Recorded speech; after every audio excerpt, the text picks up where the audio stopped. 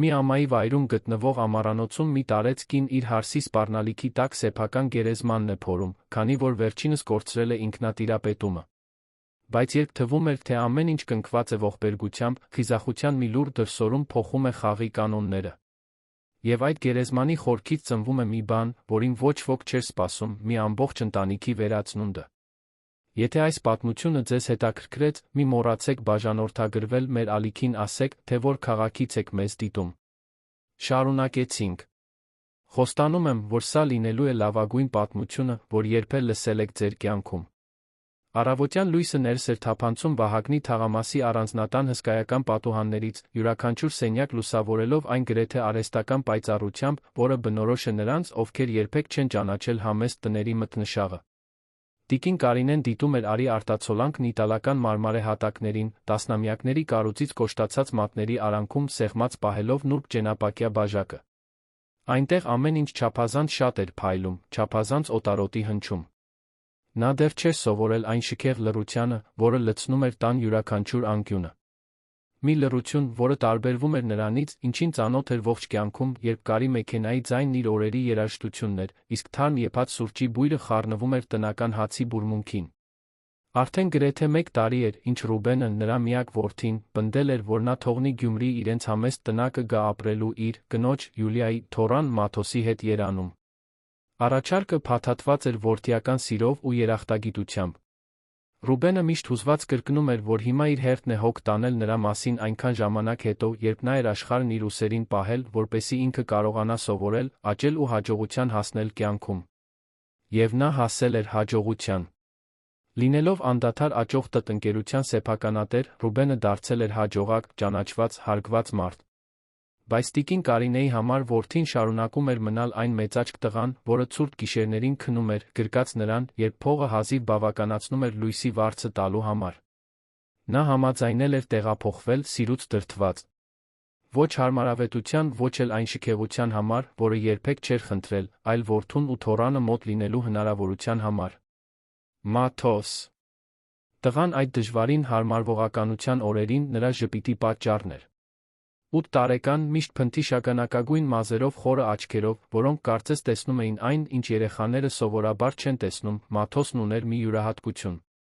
Նա լուռ, ինքնամփոփ երեխա էր, որը ժամերով նկարում կամ մենակ կարդում էր։ Նա նման չէր մյուս երեխաներին, որոնց տիկին Կարինեն ճանաչել էր իր կյանքի ընթացքում։ Նա ուներ իր սեփական, լուռ աշխարհը, լի մանրամասներով, որոնք միայն ինքն էր նկատում։ Եվ հենց նրա հետ էր Մաթոսը բացվում։ Տատիկի հետ նա խոսում էր իր նկարած բաների, իր հորինած կերպարների, իրեն անհանգստացնող ձայների այն մակերեսների մասին, որոնց չէր սիրում դիպչել։ Տիկին Կարինեն ամեն ինչ չէր հասկանում, բայց հասկանում էր ամենակարևորը, տղային պետք էր մեկը, ով կլսեր նրան առանց շտապելու, առանց դատելու։ Եվ նա այնտեղ էր դրա համար։ Ամեն օր, երբ տղան վերադառնում էր կենտրոնի մասնավոր դպրոցից, նրանք հանդիպում էին տան ընդարձակ խոհանոցում։ Նա խնձորով կարկանդակ էր պատրաստում, տղայի սիրածը, մինչ Մաթոսը նկարում էր գրանիտե սեղանին հենած տետրում։ Նրանք քիչ էին խոսում, բայց միմյանց ներկայությունը բավական էր։ Դա սուրբ ծես էր։ Անտեսանելի կապ, որը միավորում էր երկու սերունդ, երկու բոլորովին տարբեր աշխարհներ։ Բայց այդ սպիտակ պատերով ու դիզայներական կահույքով տանը ոչ ամեն ինչ էր ներդաշնակ։ Տիկին Կարինեն առաջին իսկ օրերից զգում էր, որ ինչ-որ բան այն չէ։ Յուլիան, Ռուբենի կինը, էլեգանտ, միշտ անթերի կին էր, բրենդային հագուստով, կատարյալ սանրվածքով։ Նա աշխատում էր որպես իմիջմեյքեր գործարար կանանց բարձրաշխարհիկ տիկնանց համար, հաճախ էր ճամփորդում, զբաղված օրակարգ ուներ։ Նա քաղաքավարի էր սկեսրոջ հետ, բայց հեռու։ Յուրաքանչյուր ժեստի, յուրաքանչյուր խոսքի մեջ կար հաշվարկված սառնություն։ Ոչ մի չափազանցված ջերմություն, ոչ մի տաք գրկախառնություն։ Յուլիան պրակտիկ էր, օբյեկտիվ, ժամանակակից, ինչպես սիրում էր արդարացնել Ռուբենը։ Սակայն տիկին Կարինեին ամենաշատն անհանգստացնում էր ոչ թե հարսի սառնությունն իր նկատմամբ, այլ սառնությունը Մաթոսի հանդեպ։ Յուլիան սեփական որդուն վերաբերվում էր այնպես, կարծես նա օրակարգի կետ լիներ։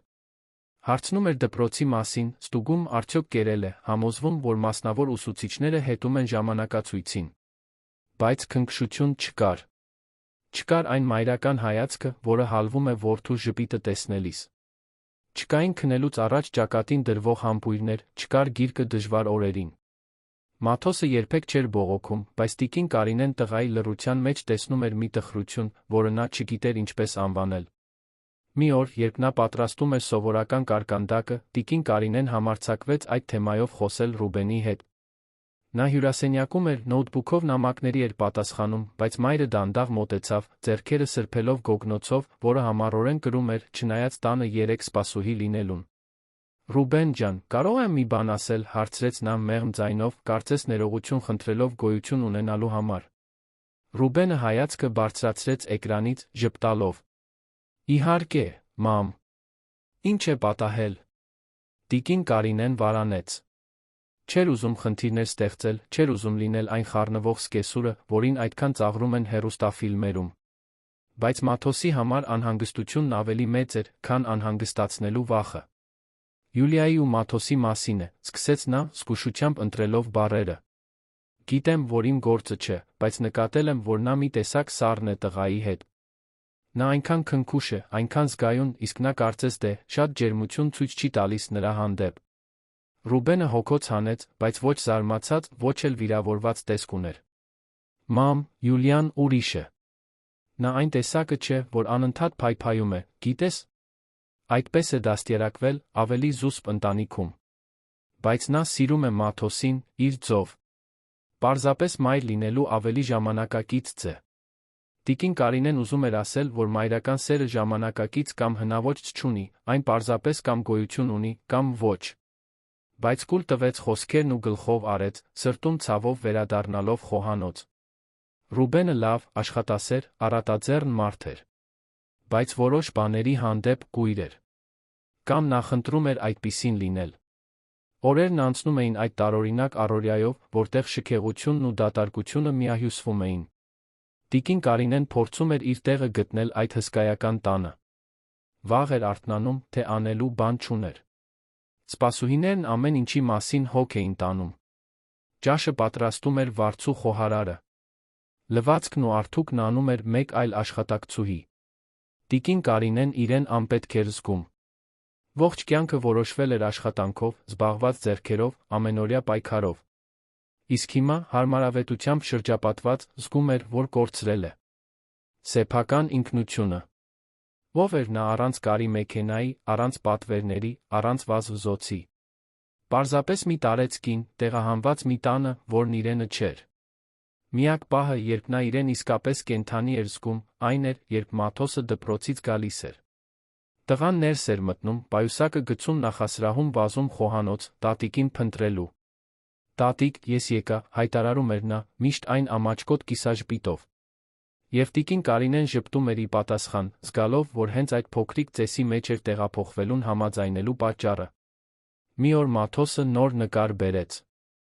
Դա մի հսկայական ծառ էր, լի ոլորուն ճյուղերով, յուրաքանչյուր ճյուղին տարբեր թռչուն կար։ Նա բացատրեց, կարոր նախագիծ ներկայացնողի լրջությամբ, որ յուրաքանչյուր թռչուն մի զգացմունք էր խորհրդանշում։ Կար հանգստության կապույտ թռչունը, զայրույթի կարմիրը, ուրախության դեղինը։ Տիկին Կարինեն ուշադիր լսում էր, տպավորված այդ տղայի խորությամբ։ Դու շատ խելացի ես, Մաթոս, ասաց նա, ձեռքը տանելով նրա մազերի միջով։ Շատ յուրահատուկ։ Ուսուցչուհին ասում է, որ ես տարբերվող եմ, պատասխանեց նա, նայելով նկարին։ Ասում է, որ ես աշխարհը յուրովի եմ տեսնում։ Իսկ դա լավ է, հրեշտակս։ Տարբերվող լինելը նվեր է։ Մաթոսը ժպտաց, բայց այդ ժպիտի մեջ ստվեր կար։ Մայրիկս այդպես չի կարծում։ Տիկին Կարինեն զգաց, թե ինչպես սեղմվեց կուրծքը։ Ինչու ես այդպես ասում։ Որովհետև նա բարկանում է, երբ ես երկար եմ անում ինչ-որ բան։ Կամ երբ ինչ-որ ուտելիք դուրս չի գալիս իր մակերեսի պատճառով։ Նա ասում է, որ ես պետք է ավելի նորմալ լինեմ։ Նորմալ, կրկնեց տիկին Կարինեն, բառը դառնացավ բերանում։ Մաթոս, լսիր ինձ։ Ճիշտ լինելու զգոյություն չունի։ Դու կատարյալ ես այնպիսին, ինչպիսին կաս։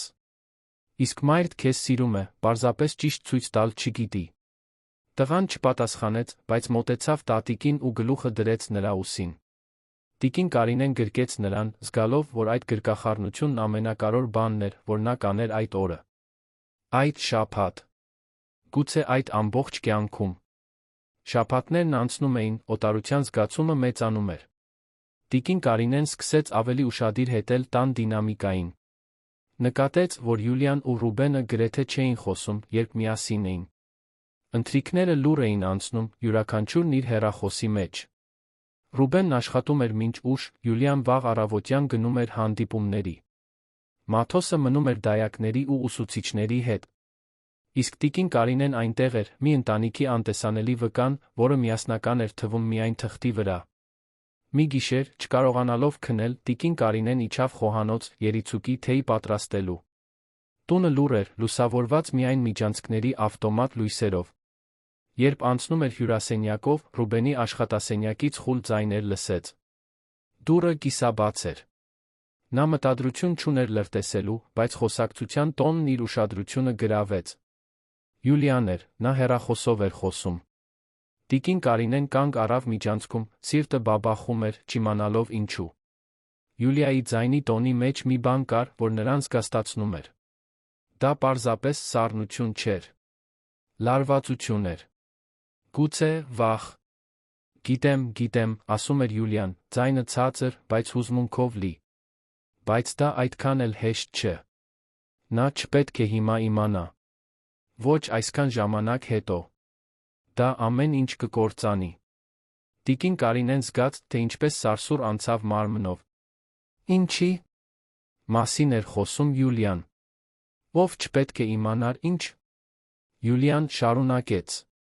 Ես արել եմ այն, ինչ պետք է անեի այն ժամանակ։ Այլ տարբերակ չունեի։ Եվ հիմա, այսքան տարի անց, թույլ չեմ տա, որ որևէ բան փչացնի այն, ինչ մենք կառուցել ենք։ Հասկացա՞ր։ Ոչինչ։ Դադար եղավ։ Տիկին Կարինեն հազիվ էր շնչում, կպած միջանցքի պատին։ Այո, գիտեմ, որ ռիսկեր կան, շարունակեց Յուլիան, ավելի լարված ձայնով։ Բայց քանի դեռ ոչ ոք չի կասկածում, ամեն ինչ կարգին է։ Տղան երջանիկ է, Ռուբենը երջանիկ է, ես ունեմ այն կյանքը, որը միշտ ցանկացել եմ։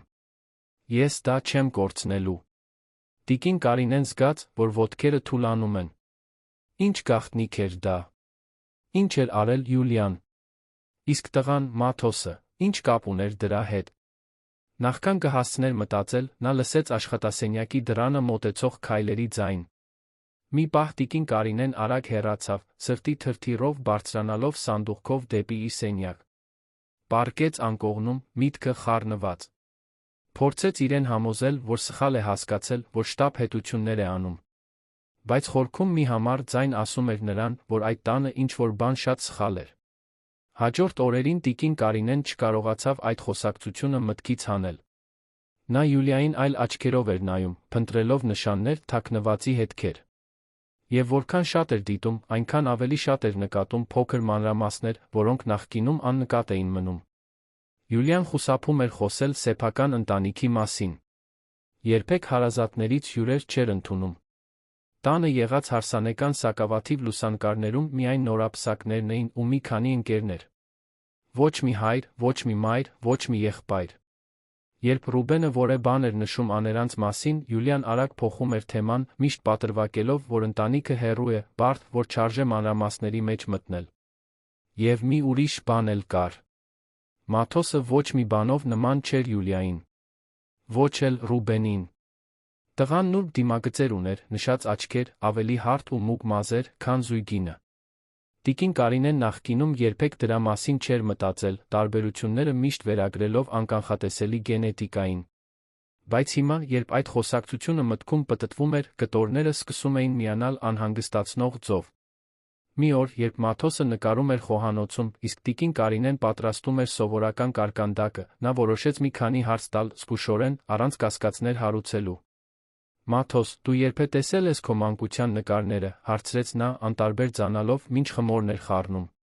Տղան դադարեց նկարել, մի պահ մտածեց։ Կարծես թե ոչ։ Մայրիկս ասում է, որ կորցրել է նկարները, երբ հեռախոսը փոխել է։ Իսկ հիվանդանոցի՞ց։ Այն տուփից, որտեղ մայրիկները պահում են թնոցը, ծննդյան քարտը։ Մաթոսը թոթվեց ուսերը։ Չգիտեմ։ Երբեք չեմ տեսել։ Տիկին Կարինեն ստիպված ժպտաց, բայց ներսում սիրտը նորից սկսեց բաբախել։ Չափազանց տարօրինակ էր։ Բոլոր մայրերն են պահում այդ բաները։ Բոլոր մայրերն ունեն նորածնի առաջին օրերի նկարները։ Եթե միայն նկարներ չլինեին։ Եթե միայն թնոց չլիներ։ Եթե միայն Մաթոսը չծնվեր այդ հիվանդանոցում։ Կամ այդ արգանդում։ Տարեց կինը մտքում կշտամբեց իրեն։ Խելագարվում էր, խնդիրներ տեսնելով այնտեղ, որտեղ գուցե չկային։ Բայց ինչ-որ բան նրա ներսում, այն սուր մայրական ինտուիցիան, որը ողջ կյանքում պաշտպանել էր որդուն մենակ, գոռում էր, որ իր կասկածներն անհիմն չեն։ Մի քանի օր անց ճակատագիրը մատուցեց այն հաստատումը, որից տիկին Կարինեն վախենում էր մի նույն ժամանակ փնտրում։ Շոգ շաբաթ օր էր։ Ռուբենը գործուղման էր մեկնել Թբիլիսի։ Յուլիան տանն էր, բայց ժամանակի մեծ մասն անցկացնում էր աշխատասենյակում կամ հեռախոսով։ Տիկին Կարինեն որոշեց ավելի բարդ կարկանդակ պատրաստել Մաթոսի համար, նկատեց, որ շաքարավազը պակասում է։ Իջավ մառան, փնտրելով կոկիկ դարակներում։ Հենց այդ ժամանակ նա լսեց Յուլիայի ձայնը այգում, նորից հեռախոսով։ Խոհանոցի պատուհանները նայում էին դեպի դուրս, քամին բառերը հասցնում էր այնտեղ, որտեղ տիկին Կարինեն կանգնած էր։ Նա կանգ առավ, շաքարավազի տոպրակը մոռացված ձեռքին, սկսեց ուշադիր լսել։ Ոչ, անհանգստանալու կարիք չկա, ասում էր Յուլիան, այգու արքայական արմավենիների միջով այս ու այն կողմ քայլելով։ Ամեն ինչ վերահսկողության տակ է։ Ոչ ոք երբեք չի իմանա։ Փաստաթղթերը կատարյալ են, պատմությունը հարթ։ Նա պաշտոնապես մեր որդին է։ Տիկին Կարինեն զգաց, թե ինչպես հատակը փախավ ոտքերի տակից։ Յուլիան շարունակեց. Դա լավագույն որոշումն էր, որ կայացրել եմ։ Հղիությունը կեղծելն ավելի հեշտ էր, քան պատկերացնում էի։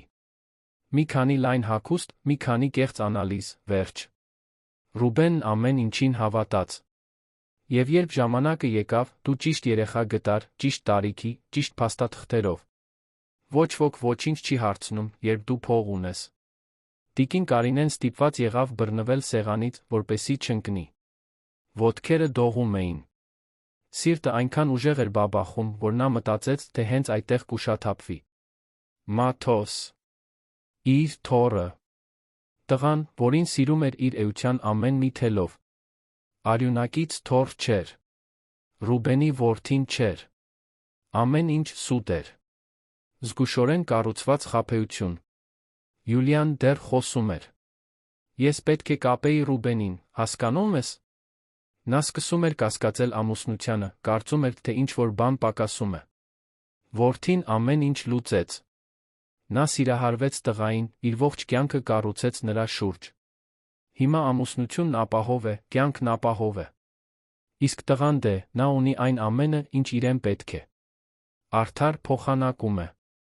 Տիկին Կարինեն սրտխառնոց զգաց։ Պետք է հեռանար այնտեղից, պետք է մարսեր այդ ամենը։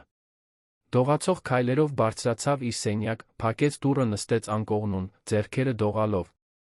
Լուռ լաց եղավ, բերանը փակելով, որպեսզի ձայն չհանի։ Լաց եղավ ստի, դավաճանության, Ռուբենի համար, որն ապրում էր խաբեության մեջ, առանց իմանալու։ Բայց ամենից շատ լաց եղավ Մաթոսի համար։ Այն քաղցր ու զգայուն տղայի, որը ոչ մի բանում մեղավոր չէր, որն օգտագործվել էր որպես փոխանակման մետաղադրամ շահերի դաժան խաղում։ Իսկ հիմա։ Ինչ անել հիմա։ Պատմել Ռուբենին, կործանել ընտանիքը։ Լռել, դառնալ սարսափելի ստի մեղսակից։ Տիկին Կարինեն պատասխան չուներ։ Միայն ցավ ուներ։ Եվ համոզմունք, որ այլս ոչինչ առաջվանը չի լինի։ Հաջորդ օրերը տիկին Կարինեի կյանքի ամենադժվարինն էին։ Ընտանեկան յուրաքանչյուր ընթրիք, թվացյալ բնականոնության յուրաքանչյուր պահ կրում էր այդ գաղտնիքի անտանելի բեռը։ Նա նայում էր Ռուբենին, տեսնում երջանիկ, նվիրված, իր որդուն սիրահարված մի մարդու, որին իրենն էր համարում։ Նայում էր Մաթոսին, տեսնում անմեղ մի տղայի, որը գաղափար անգամ չուներ ստի այն ցանցի մասին, որը պահում էր նրա գոյությունն այդ ընտանիքում։ Եվ նայում էր Յուլիային ու տեսնում մի օտարի, մի կնոջ, որն ունակ էր կառուցել այնպիսի բարդ խաբեություն, որ կարողացել էր տարիներ շարունակ բոլորին խաբել։ Տիկին Կարինեն փորձում էր իրեն համոզել, որ գուցե ավելի լավ է ամեն ինչ թողնել այնպես, ինչպես կա։ Ի վերջո, Ռուբենը երջանիկ էր։ Մաթոսն ուներ այն ամենը, ինչ իրեն պետք էր։ Ճշմարտությունը բացահայտելը կնշանակեր պայթեցնել ամեն ինչ։ Կնշանակեր կործանել որդուն, հոգեբանական տրավմայի ենթարկել թոռանը, քանդել այդ ընտանիքը։ Բայց ամեն անգամ, երբ փորձում էր հաշտվել լռության հետ, մի ձայն նրա ներսում գոռում էր, որ սուտը սուտ է, անկախ նրանից, թե որքան հարմարավետ է այն։ Եվ Ռուբենն իրավունք ուներ իմանալու։ Իրավունք ուներ ինքնուրույն որոշելու, թե ինչ անել այդ տեղեկության հետ։ Գիշերներն անվերջ էին դարձել։ Տիկին Կարինեն պառկում էր հյուրասենյակի հսկայական անկողնում ժամերով նայում առաստաղին, սիրտը ծանրացած։ Հիշում էր Գյումրիի կյանքը, երբ հոգսերն ուրիշ էին։ Հաշիվները վճարել, կարի պատվերներ գտնել, համոզվել, որ Ռուբենը մաքուր հագուստ ու ուտելիք ունի։ Պարզ, կոնկրետ խնդիրներ, որոնք լուծվում էին աշխատանքով ու համառությամբ։ Հիմա նա կանգնած էր բարոյական երկընտրանքի առաջ, որը հեշտ լուծում չուներ։ Մի երկընտրանք, որն անկախ ընտրությունից տառապանք էր բերելու։ Մաթոսը նկատեց, որ տատիկի հետ ինչ-որ բան այն չէ։ Մի օր դպրոցից հետո նա եկավ խոհանոց գտավ տիկին Կարինեին ցրված, պատուհանից դուրս նայելիս, առանց որևէ բան տեսնելու։ «Տատիկ, լավ ես», հարցրեց նա, փոքրիկ ձայնը անհանգստություն էր արտահայտում։ Տիկին Կարինեն շրջվեց, ստիպված ժպտալով։ «Հա, հրեշտակս։ Ուղղակի մի քիչ հոգնած եմ»։ Մաթոսը կարծես չհամոզվեց։ Նա ուներ այն տարօրինակ ունակությունը նկատելու բաներ, որոնք ուրիշները չէին նկատում։ «Տխուր տեսք ունես»։ Տիկին Կարինեն ծնկի իջավ տղայի հասակին, նրա ձեռքերն առավ իր ձեռքերի մեջ։ Երբեմն մեծահասակները անհանգստանում են ինչ-որ բաների համար, բայց անցնում է։ Իմ մասին անհանգստանալու կարիք չկա։ Արի, եկ կարկանդակը պատրաստենք։ Բայց մինչ նրանք միասին խմորն էին խառնում, տիկին Կարինեն զգում էր տղայի հայացքի ծանրությունը։ Մաթոսը յուրահատուկ էր։ Զգայուն։ Ինտուիտիվ։ Եվ նա գիտեր, որ երկար չի կարողանա թաքցնել, որ ինչ-որ բան այն չէ։ Հաջորդ շաբաթ Յուլիան սկսեց տարօրինակ պահել իրեն։ Ավելի ուշադիր էր, ավելի շատ էր տանը լինում, տիկին Կարինեին դիտելով այնպիսի ուշադրությամբ, որը նախկինում չէր ցուցաբերում։ Տարեց կինը հասկացավ, որ հարսը նկատել է իր պահվածքի փոփոխությունը։ Յուլիայի հայացքում մի բան կար, կասկածի զգուշության խառնուրդ, որը տիկին Կարինեին էլ ավելի էր նյարդայնացնում։ Կարծես նրանք երկուսով լուռ խաղ էին խաղում, յուրաքանչյուրը գիտեր, որ մյուսը վտանգավոր գաղտնիք է պահում։ Մի առավոտ Յուլիան հայտնվեց խոհանոցում, երբ տիկին Կարինեն մենակ սուրճ էր խմում։ Դա անսովոր էր։ Յուլիան սովորաբար կանաչ հյութ էր խմում սենյակում, մինչ օրվան էր պատրաստվում։ «Բարի լույս, տիկին Կարինե», ասաց նա, տոնը քաղաքավարի էր, բայց լի ինչ-որ անորոշ բանով։ «Լավ քնեցիք»։ «Քնեցի, շնորհակալություն», պատասխանեց տիկին Կարինեն, փորձելով ձայնը հաստատուն պահել։ Յուլիան իրեն սուրճ լցրեց, նստեց սեղանի շուրջ, ինչը նույնպես անսովոր էր։ «Գիտեք, ես շատ եմ մտածել, թե ինչպես եք դուք այստեղ հարմարվել։ Դժվար պետք է լինի, այնպես չէ՞։ Թողնել այն կյանքը, որին ծանոթ եք եղել ողջ կյանքում, գալ այսքան տարբեր մի վայր»։ Տիկին Կարինեն մի կում սուրճ խմեց, զգաստ։ «Հարմարվելու ընթացք է, այո։ Բայց ես այստեղ եմ Ռուբենի ու Մաթոսի համար»։ Յուլիան ժպտաց, բայց ժպիտը չհասավ աչքերին։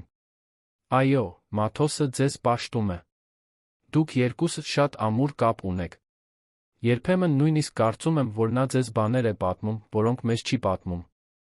Տիկին Կարինեն զգաց, թե ինչպես սարսուռ անցավ մարմնով։ Երեխաները սիրում են խոսել տատիկ-պապիկների հետ։ Դա նորմալ է։ Այո, համաձայնեց Յուլիան, դանդաղ խառնելով սուրճը։ Պարզապես հուսով եմ, որ այդ խոսակցությունները մանկական բաների մասին են, գիտեք։ Նկարների, խաղերի։ Ոչ մի բան, որը կարող է, չգիտեմ, խառնաշփոթ ստեղծել նրա գլխում։ Հաղորդագրությունը հասցված էր։ Յուլիան քողարկված ձով զգուշացնում էր, որ տիկին Կարինեն չպետք է խառնվի։ Չպետք է հարցեր տա։ Չպետք է կասկածներ սերմանի։ Տարեց կինը հիանալի հասկացավ այդ զգուշորեն ընտրված բառերի մեջ թաքնված սպառնալիքը։ Ես միայն։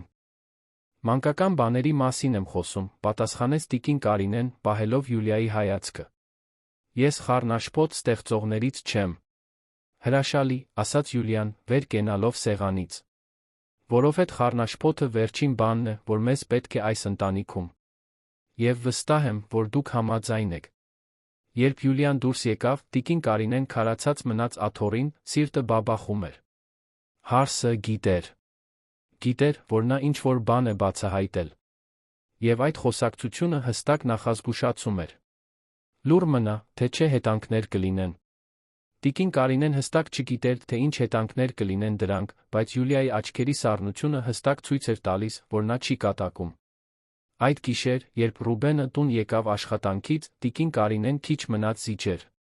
Քիչ մնաց գնար նրա մոտ ու ամեն ինչ պատմեր։ Բայց երբ տեսավ, թե ինչպես է նա գրկում Մաթոսին, տղային օդ բարձրացնում ու համբույրներով ծածկում, մինչ նրանք երկուսով ծիծաղում էին, նա չկարողացավ։ Ինչպես կործանել դա։ Ինչպես խլել Ռուբենից հայր լինելու ուրախությունը։ Ինչպես բացատրել, որ նրա կյանքի վերջին տարիները կառուցվել են ստի վրա։ Չափազանց ծանր էր։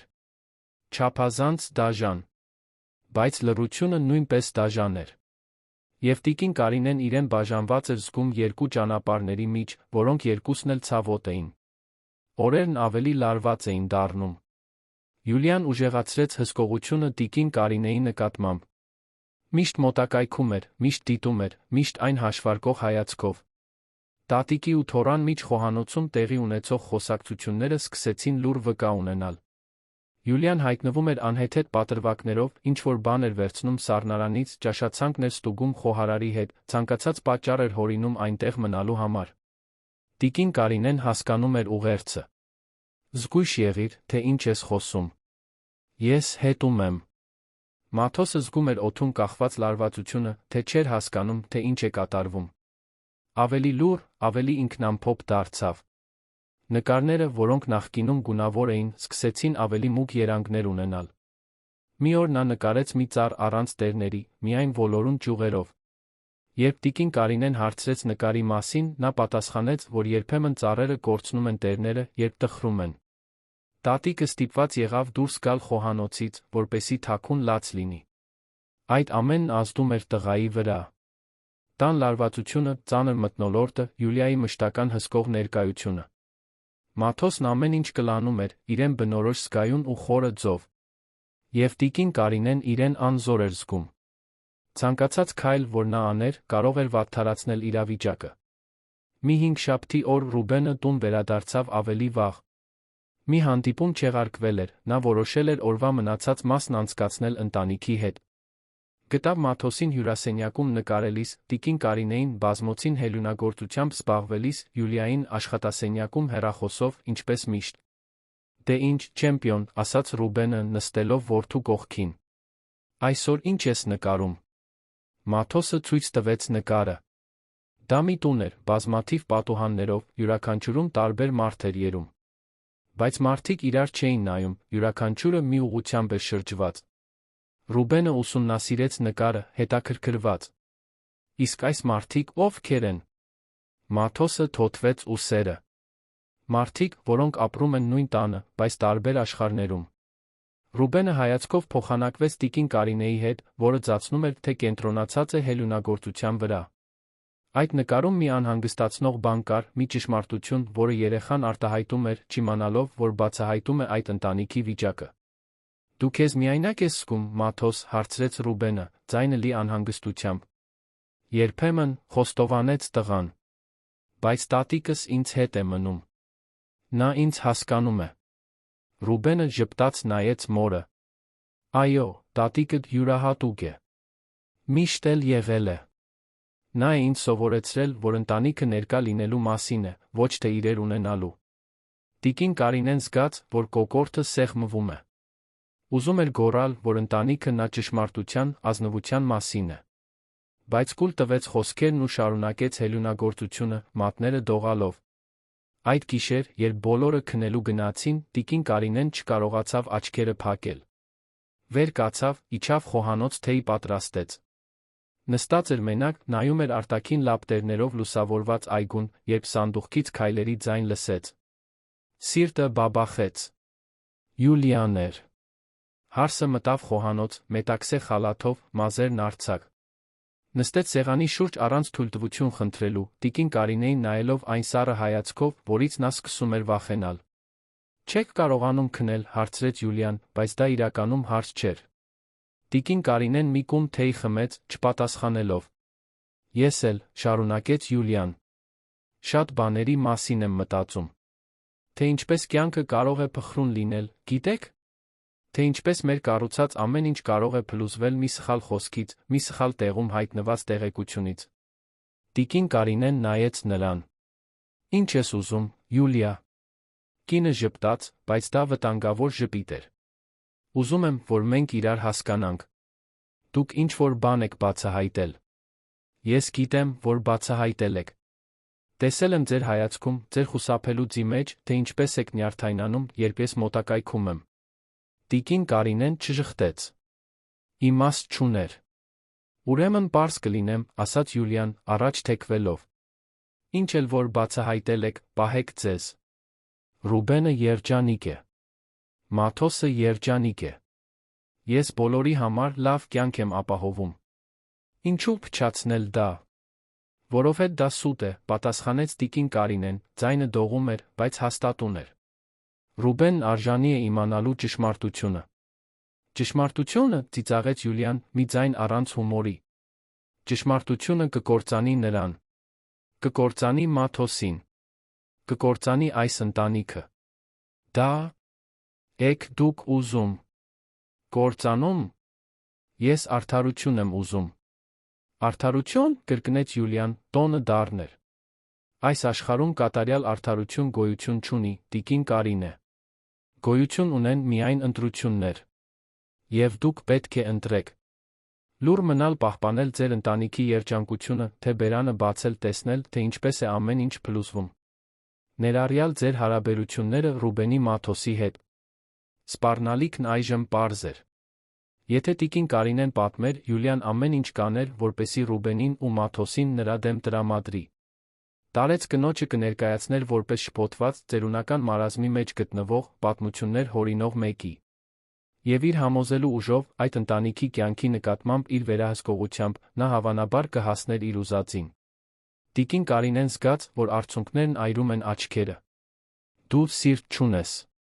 Երեխային որպես գործիք ես օգտագործել։ Յուլիան վեր կացավ, վերից ներք նայելով։ Ես այս տղային տվել եմ մի կյանք, որը նա երբեք չէր ունենա։ Ռուբենին տվել եմ հայր լինելու ուրախությունը։ Եվ այո, ապահովել եմ իմ կայունությունը այդ ընթացքում։ Բոլորը շահել են։ Միակ մարդը, որը կարող է փչացնել դա, դուք եք։ Այնպես որ, լավ մտածեք, նախքան որևէ որոշում կայացնելը։ Դրանով Յուլիան դուրս եկավ խոհանոցից, տիկին Կարինեին մենակ թողնելով իր սառը թեյի։ Կոտրված սրտի հետ։ Տարեց կինը լաց եղավ այնտեղ, լուր խոհանոցում, զգալով իրավիճակի ճնշող ծանրությունը։ Նա թակարդում էր։ Չէր կարող խոսել առանց սարսափելի հետանքների։ Բայց չէր կարող լռել, առանց Ռուբենին դավաճանելու։ Հաջորդ առավոտ ամեն ինչ նորմալ էր թվում։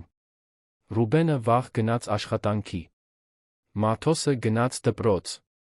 Յուլիան դրսում հանդիպումներ ուներ։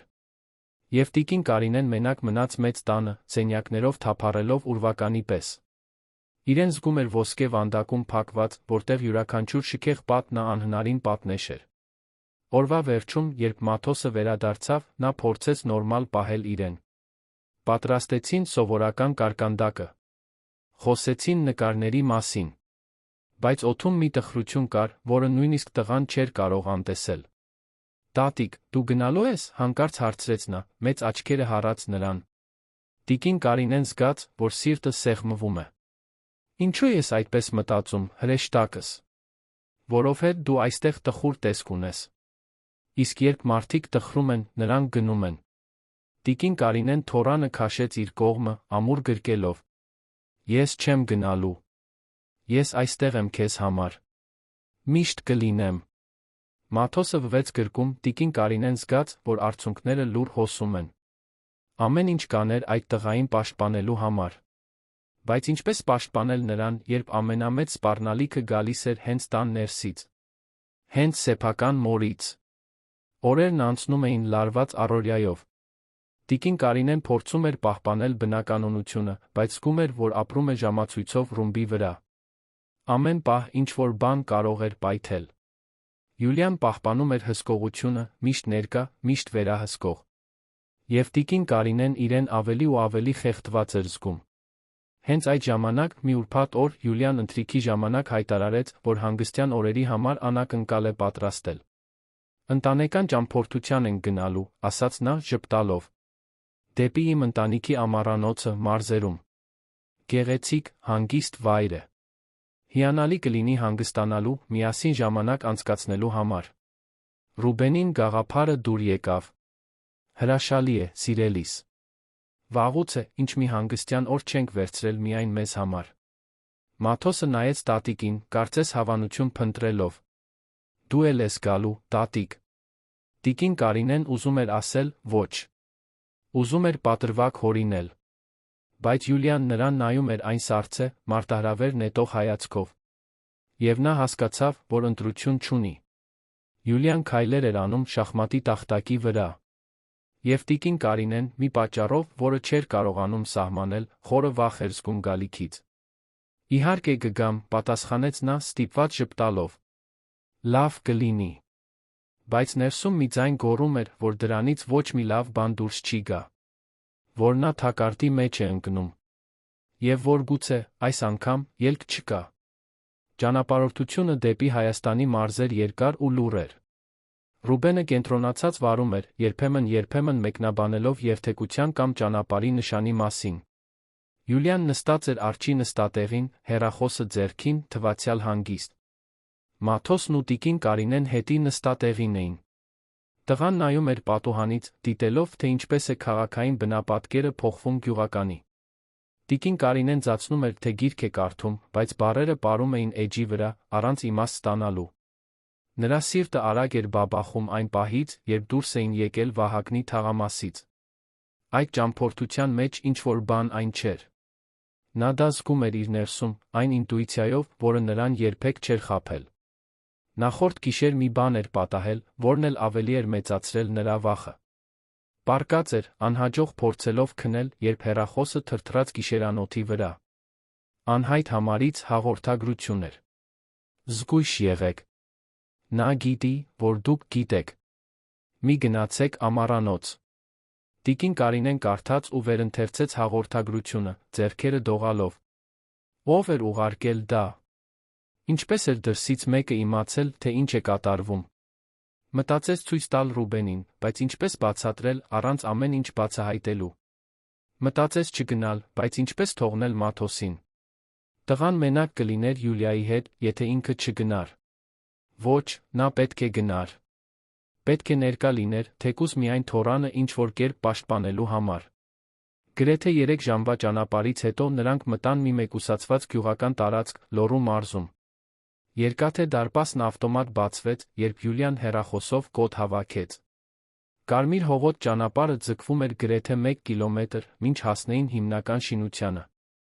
Դա հին, վերանորոգված գյուղական տուն էր, իր ձով գեղեցիկ, բայց այդ մենության մեջ մի ճնշող բան կար։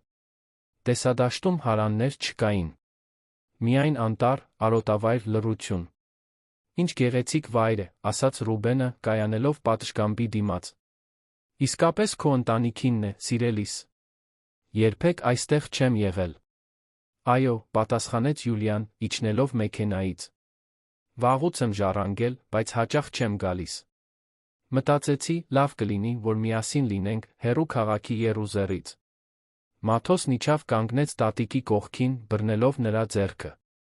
Տիկին Կարինեն սեղմեց թոռան ձեռքը, փորձելով փոխանցել մի վստահություն, որն ինքը չէր զգում։ Տունը ներսից ընդարձակ էր։ Գյուղական ոճի կահույք, փայտե հատակ, մեծ պատուհաններ, որոնք նայում էին դեպի արոտավայր։ Կար մի տնտես Համո Ապի անունով միջին տարիքի մի մարդ, որը բոլորին քաղաքավարի ողջունեց, բայց որոշակի հեռավորություն պահպանեց։ Տիկին Կարինեն նկատեց, որ նա Յուլիան իմաստալից հայացքներ փոխանակեցին, կարծես գաղտնիքով կիսվող մարդիկ լինեին։ Սարսուռ անցավ նրա մարմնով։ Ռուբենը հիացած էր վայրով։ Օրվա երկրորդ կեսն անցկացրեց Մաթոսի հետ ուսումնասիրելով տարածքը, որդուն ցույց տալով ձիերին ախոռում, Արվակը հողամասի խորքում, մրգատու ծառերը այգում։ Յուլիան մնաց տանը, տիկին Կարինեի հետ ընթրիք պատրաստելով։ Բայց դա ստիպողաբար լարված օգնություն էր։ Երկու կանայք խոհանոցում շարժվում էին ինչպես մրցակիցներ ռինգում, յուրաքանչյուրը սպասում էր մյուսի հաջորդ քայլին։ Հանգիստ գիշեր է լինելու, մեկնաբանեց Յուլիան, բանջարեղեն կտրատելիս։ Առանց շեղումների, այստեղ հեռախոսը լավ չի աշխատում։ Միայն ընտանիքը։ Տիկին Կարինեն չպատասխանեց, շարունակելով կարտոֆիլ մաքրել այն ձեռքերով, որոնք այլս առաջվա պես ամուր չէին։ Գիտեք, տիկին Կարինե, շարունակեց Յուլիան, տոնը չափազանց սովորական էր, անկեղծ լինելու համար։ Ես մանուկ հասակում այստեղ եմ եկել։ Տատիկս այս տանն էր ապրում։ Նա ինձ պատմություններ էր պատմում ագարակի, հողում թաղված գաղտնիքների մասին։ Ասում էր, որ հողը ամեն ինչ պահում է։ Հիշողություններ, գաղտնիքներ, ճշմարտություններ, որոնք չպետք է բացահայտվեն։ Տիկին Կարինեն զգաց, որ արյունը սառչում է։ Այդ բառերում քողարկված սպառնալիք կար։ Յուլիան նորից զգուշացնում էր. լուր մնա, թե չէ հետանքների կբախվես։ Ընթրիքը մատուցվեց պատշգամբում, արդեն մտնած, աստղերով լի երկնքի տակ։ Ռուբենը ոգորված էր, հանգիստ, երջանիկ, որ ընտանիքի հետ է գեղեցիկ վայրում։ Մաթոսը դանդաղ էր ուտում, լուր, կլանելով միջավայրը։ Իսկ տիկին Կարինեն հազիվ էր կարողանում կուլ տալ, կոկորդը սեղմված անհանգստությունից։ Ընթրիքից հետո Յուլիան բոլորի համար սուրճ պատրաստեց։ Բաժակները բերեց սկուտեղով, չափազանցված ուշադրությամբ մատուցելով։ Տիկին Կարինեն վերցրեց բաժակը, տարավ շուրթերին, բայց ինչ-որ բան նրան ստիպեց վարանել։ Բույրը տարօրինակ էր։ Միայն սուրճ չէր։ Այնտեղ մի ուրիշ բան էլ կար, մի թեթակի դառնություն, որը չպետք է լիներ։ Երբ Յուլիան շեղվեց Ռուբենի հետ խոսելով, տիկին Կարինեն զգուշորեն սուրճը լցրեց պատշգամբի կողքի բույսի վրա։ Ձացրեց, թե խմում է, շուրթերը սրբեց անձեռոցիկով։ Եվ տեսավ, որ Յուլիան դիտում է, աչքերում տարօրինակ փայլով։ Գիշերն առաջ գնաց, բոլորը քնելու գնացին։ Տիկին Կարինեն պառկեց իրեն հատկացված սենյակում, բայց աչքերը չփակեց։ Զգոն էր, լսում էր հին տան յուրաքանչյուր ձայնը։ Լսեց, թե ինչպես են Ռուբենն ու Յուլիան խոսում կողքի սենյակում, խուլ ձայներով։ Լսեց, թե ինչպես է Մաթոսը շարժվում մյուս սենյակի անկողնում։ Եվ լսեց, արդեն լուսադեմին, թե ինչպես բացվեց Յուլիայի սենյակի դուռը քայլեր իջան սանդուղքով։ Տիկին Կարինեն դանդաղ վեր կացավ, սիրտը բաբախում էր։ Գնաց պատուհանի մոտ տեսավ, լուսնի լույսի տակ, Յուլիային, որը քայլում էր դեպի հողամասի խորքը։ Նա մենակ էր։ Ձեռքերում ինչ-որ բան էր տանում, բայց դժվար էր տեսնել, թե ինչ։ Տարեց կինը գիտեր, որ պետք է մնա սենյակում, լուր մնա, չխառնվի։ Բայց մի ավելի ուժեղ բան նրան դրդեց։ Գուցե հետաքրքրասիրությունն էր, գուցե գոյատման բնազդը, որը գոռում էր, թե պետք է իմանա, թե ինչ է կատարվում։ Գիշերազգեստի վրայից բաճկոն հագավ դանդաղ իջավ սանդուղքով, խուսափելով ճռճռացող աստիճաններից։ Դուրս եկավ խոհանոցի դռնով գնաց այն ուղղությամբ, որով գնացել էր Յուլիան։ Գիշերը ցուրտ էր, քամին բերում էր թաց հողի խոտի հոտ։ Կիսալուսին կար, որը բավականաչափ լուսավորում էր ճանապարհը տեսնելու համար։ Գնաց մի նեղ արահետով, որը տանում էր տնից ավելի հեռու մի տարածք։ Եվ հենց այդ ժամանակ տեսավ։ Արջում, մասամբ լուսնով լուսավորված, հողի մեջ փորված փոս կար։ Մեծ չէր, բայց խորն էր։ Իսկ կողքին փորելու գործիքներ։ Բահ, քլունգ, մի կտոր բրեզենտ։ Տիկին Կարինեն զգաց, որ ոտքերը թուլանում են։ Դա այգու համար չէր։ Դա շատ ավելի վատ բան էր։ Յուլիան այնտեղ էր, մեջքով կանգնած, հեռախոսով խոսում էր։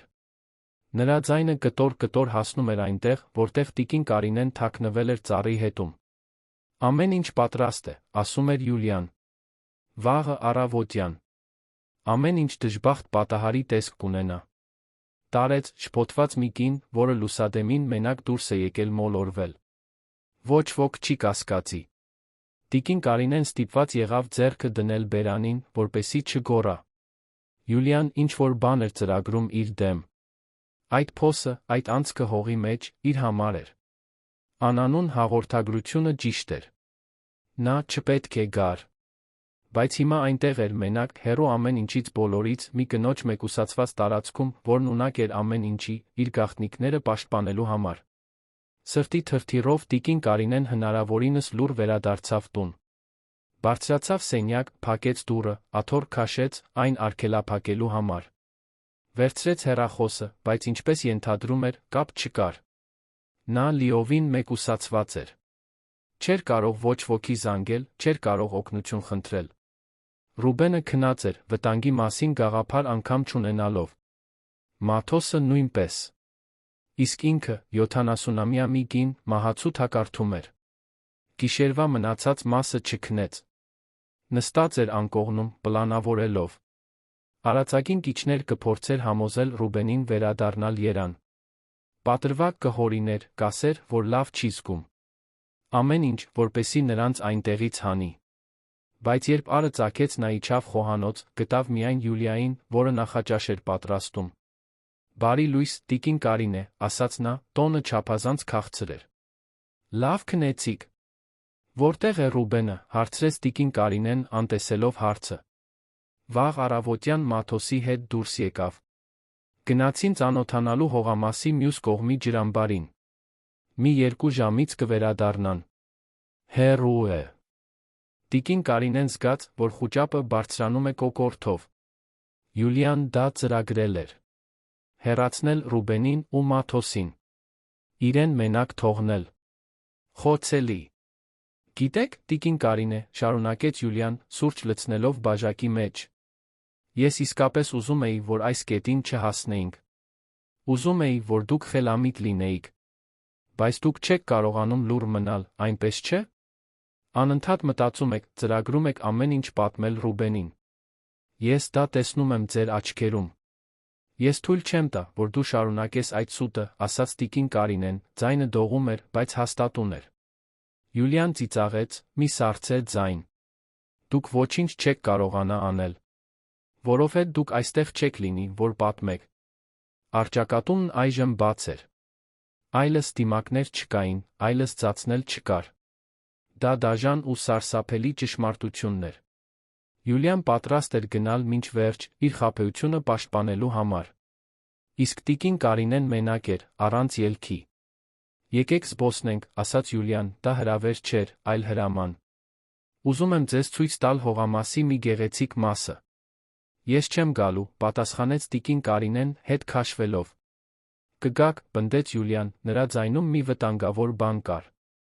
«Որովհետև եթե չգաք, ես երաշխավորում եմ, որ երբ Ռուբենը վերադառնա, ձեզ կգտնի մի վիճակում, որը նա երբեք չէր պատկերացնի։ Եվ ես նրան կպատմեմ, որ դուք նոպա եք ունեցել, որ սկսել եք անիմաստ բաներ ասել, որ հարձակվել եք ինձ վրա Մաթոսի։ Ես ձեր որդուն կստիպեմ հավատալ, որ դուք խելագարվել եք։ Եվ նա ձեզ հոգեբուժարան կտեղափոխի։ Ձեզ կհանի իր Մաթոսի կյանքից ընդմիշտ»։ Տիկին Կարինեն գիտեր, որ դա բլեֆ չէ։ Յուլիան ունակ էր դա անելու։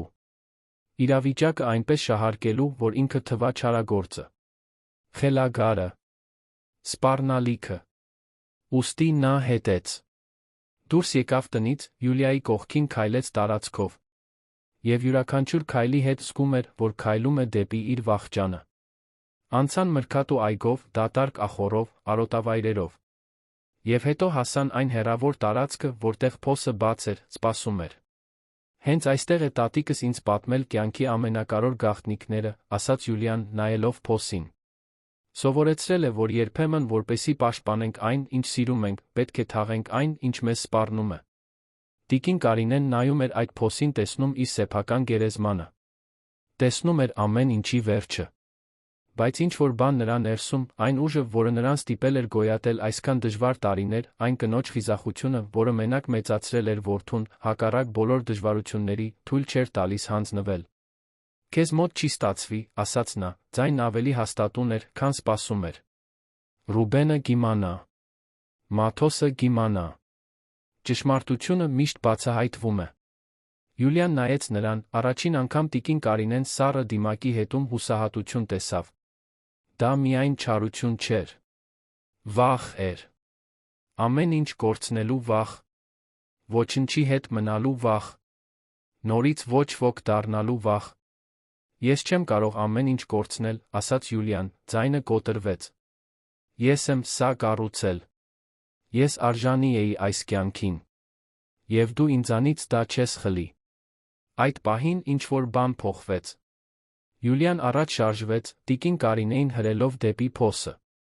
Տարեց կինը սայթաքեց, զգաց թաց հողը ոտքերի տակ, ձեռքերով հենարան փնտրեց եզրերին։ Յուլիան գոռում էր, լացում, անկապ բառեր արժանապատվության, արդարության, այլ ընտրություն չունենալու մասին։ Իսկ տիկին Կարինեն պայքարում էր, գոռում, փորձում։ Էր եկել Մաթոսը, ովքեր էին նրա կենսաբանական ծնողները, արդյոք ընտանիքը փնտրում էր նրան այս բոլոր տարիներին, արդյոք կային այլ զոհեր այն հանցավոր ցանցի, որը նպաստել էր անօրինական որդեգրմանը։ Դա ցավոտ որոնում էր յուրաքանչյուր բացահայտումը նոր կտրվածքի պես էր դեռ բաց վերքերի վրա, բայց դա բացարձակապես անհրաժեշտ էր։ Մաթոսն արժանի էր իմանալու իր ամբողջական ճշմարիտ պատմությունը, երբ հուզականորեն պատրաստ լիներ այդ տեղեկությունները ստանալուն։ Յուլիան, մինչդեռ, մենակ էր դիմակայում իր արարքների կործանարար հետանքներին։ Նա կալանավորված էր, սպասելով դատավարության, մեկուսացված այն աշխարհից, որը կառուցել էր այդքան զգուշությամբ մանիպուլյացիայով։ Նրան կդատեին մի քանի ծանր հանցագործությունների համար, այդ թվում պետական փաստաթղթերի կեղծման, պաշտոնական կեղծիքի, անչափահասի անօրինական որդեգրման, ինչպես նա տիկին Կարինեի կյանքի դեմ մահափորձի համար, որը իշխանությունները դեռ քննարկում էին, թե ինչպես իրավաբանորեն որակել։ Նրա փաստաբանը, թանկ, բայց իրատես մասնագետ, փորձում էր գործարքներ կնքել, վկայակոչելով երկարատ հուզական ձ, չախտորոշված հոգեբանական խանգարումներ, ախտաբանական հուսահատություն, ամեն տեսակի մեղմացուցիչ հանգամանքներ։ Բայց ճշմարտությունը բյուրեղյա պարզ էր անհերքելի, փաստագրված ցուցմունքներով, հաղորդագրություններով, ֆիզիկական ապացույցներով։ Նա կառուցել էր մի ամբողջ կյանք, տարիներ ու տարիներ, մշակված ստերի վրա։ Եվ երբ այդ փխրուն կառույցը սկսեց ճաքել ու փլուզվել, նա ընտրեց ամենամութ հուսահատ ճանապարհը, անկարող լինելով ընդունել այն բանի կորուստը, որն իրականում երբեք իրենը չէր եղել։ Տեղի ունեցածից մեկ շաբաթ անց, հետազոտություններից, դիտարկումներից ինտենսիվ խնամքից հետո, տիկին Կարինեն դուրս գրվեց հիվանդանոցից։ Կապտուկները սկսում էին դեղնել, ֆիզիկական ապաքինման նշաններ։ Նա Ռուբենի Մաթոսի հետ վերադարձավ Վահագնի թաղամասի առանձնատուն, բայց ոչինչ, բացարձակապես ոչինչ, առաջվանը չէր։ Տունը բոլորովին այլ տեսք ուներ, կարծես հենց պատերն էին կլանել ողբերգությունը փոխել իրենց էությունը։ Շքեղ սենյակները, որոնք նախկինում ճնշող էին իրենց ահարկու մեծությամբ, այժմ պարզապես դատարկ տարածքներ էին, որոնք համբերատար սպասում էին նոր իմաստներով, նոր հիշողություններով լցվելուն, որոնք կփոխարինեին ստով նշանավորված հներին։ Ռուբենը նույնպես փոխվել էր, վերափոխվել ճգնաժամի միջոցով։ Ավելի ներկա էր յուրաքանչյուր պահին, ավելի ուշադիր յուրաքանչյուր հուզական մանրուքի նկատմամբ, ավելի մարդկային իր խոցելիության մեջ։ Հաջողակ գործարարի անթերի դիմակը, միշտ վերահսկող, միշտ վստահ, ընկել էր, այլս երբեք չվերադառնալու, բացահայտելով պարզապես մի վախեցած հոր մի մեծահասակ որդու, որը փորձում էր միաժամանակ հոգ տանել մոր որդու մասին, նավարկելով բոլորովին անծանոթ հուզական տարածքում։ Մաթոսին երկու երկար ու լուռ շաբաթ պահանջվեց, որպեսզի նորից ուղղակիորեն խոսի տատիկի հետ։ Նա տանը շրջում էր փոքրիկ ուրվականի պես, ներկա, բայց բացակա, խուսափելով երկարատ տեսողական շփումից, շրջանցելով, երբ տիկին Կարինեն փորձում էր մոտենալ։ Նա հարգում էր նրա տարածքը, որքան էլ դա ցավոտ լիներ, հասկանալով, որ տղան պետք է իր ժամանակին իր ձով մարսեր տեղի ունեցածը։ Երբ նա վերջապես մոտեցավ, դա մի անձրոտ շաբաթ օր էր, երբ մոխրագույն երկինքը ջուր էր թափում առանձնատան այգիների վրա։ Տիկին Կարինեն ընդարձակ հյուրասենյակում էր, փորձում էր հելունագործությամբ զբաղվել, զբաղեցնելու ձեռքերը, որոնք հիմա ավելի քիչ էին դողում, բայց դեռ մատնում էին վերջին տրավման։ Տղան լուռ հայտնվեց, բոբիկ սառը մարմարի վրա, ձեռքին նկարչական տետրը, որը չէր բացել ճակատագրական օրվանից, նստեց նրա կողքին հսկայական բազմոցին, առանց որևէ բան ասելու։ Նրանք այդպես մնացին երկար րոպեներ, որոնք ժամեր էին թվում, պարզապես նստած կողք կողքի, լսելով համառ անձրի ձայնը, որը խփում էր հսկայական պատուհաններին, յուրաքանչյուրը կորած ծանր մտքերի մեջ։ Այնուհետ, դանդաղ զգույշ շարժումներով, Մաթոսը բացեց տետրը, ցույց տվեց բոլորովին նոր նկար, որը տարբերվում էր այն ամենից, ինչ նա արել էր նախկինում։ Դա վեհ մանրամասն ծառ էր։ Բայց տարբերվում էր մյուս ծառերից, որոնք նա նկարել էր ամիսների ընթացքում։ Սա ուներ խորը հաստ արմատներ, որոնք լիովին տեսանելի էին հողի վերում, կարծես գետինը թափանցիկ լիներ, խորը սուզվելով մութ հողի մեջ։ Եվ ճյուղերը, որոնք նախկինում միշտ ոլորուն դատարկ էին նրա վերջին նկարներում, այժմ տերներ ունեին։ Դեռ քիչ, փոքր նուրբ, բայց դրանք հաստատ այնտեղ էին, բաց կանաչ, թղթի մոխրագույնի ֆոնին։ Ծառերը կարող են տգեղ ու վատ արմատներ ունենալ, ասաց նա վերջապես, ձայնը փոքր տատանվող, բայց զարմանալիորեն հաստատուն իր համոզմունքի մեջ։ Կարող են գալ մութ ու տխուր վայրերից։ Բայց դեռ կարող են նոր ու գեղեցիկ տերներ տալ։ Դեռ կարող են ուժեղ ծառեր լինել։ Տիկին Կարինեն զգաց, որ տաք արցունքները հոսում են իր կնճռոտ դեմքով։ Նա անմիջապես խորապես հասկացավ։ Տղան մարսում էր իր յուրահատուկ խորը ձով, այն ամենը, ինչ տեղի էր ունեցել, իրավիճակի ամբողջ անհնարին բարդությունը։ Նա հուսահատորեն փորձում էր իմաստ գտնել այն բացարձակ քաոսի մեջ, որը դարձել էր իր կյանքը։ Եվ այդ պարզ, բայց հզոր նկարը նրա ձներասելու, որ, չնայած բացարձակապես ամեն ինչին, չնայած տով պարուրված ծագմանը, չնայած տրավմային ցավին, դեռ հույս կար։ Դեռ հնարավոր էր աճել, ծաղկել, ամբողջական լինել։ Դու փրկեցիր տատիկին, ասաց նա խեղդված ձայնով, զգուշորեն թոռանը քաշելով մի գրկախառնության մեջ, որը նա չմերժեց։ Դու ավելի խիզախ էիր, քան ցանկացած մեծահասակ, որին ես ճանաչում եմ։ Այդ տեսանյութն ուղարկեցիր հորդ, երբ վտանգը նկատեցիր։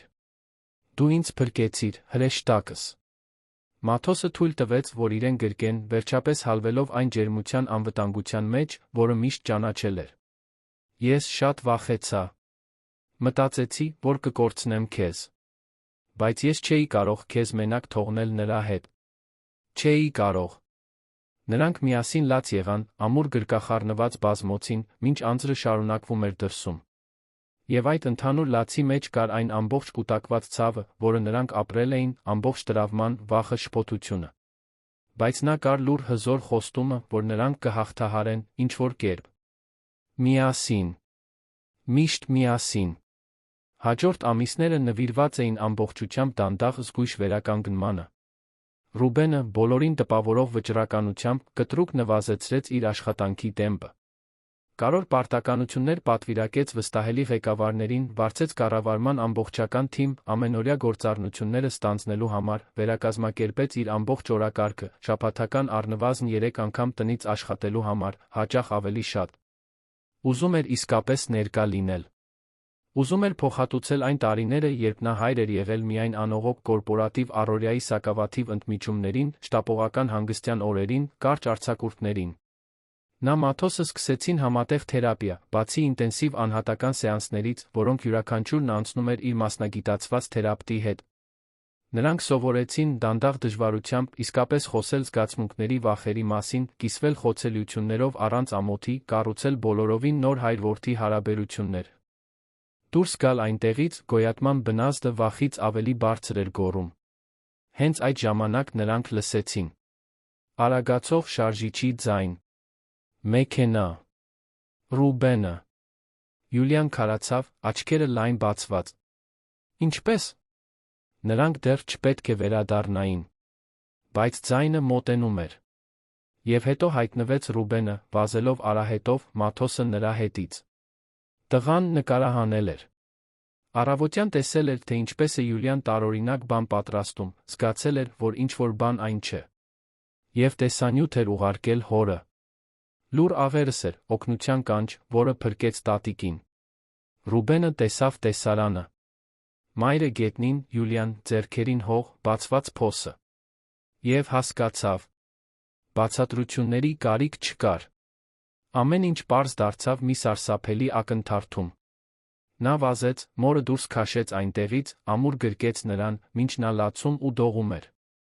Իսկ Յուլիան ծնկի իջավ, հեկեկալով դիմակը վերջապես փշրված, բացահայտելով միայն մի հուսահատ կնոջ, որը չափազանց հեռու էր գնացել, սուտը պաշտպանելու համար։ Այն, ինչ տեղի ունեցավ հաջորդ ժամերին, մշուշոտ էր։ Ոստիկանություն։ Բաժանմունք։ Ցուցմունքներ։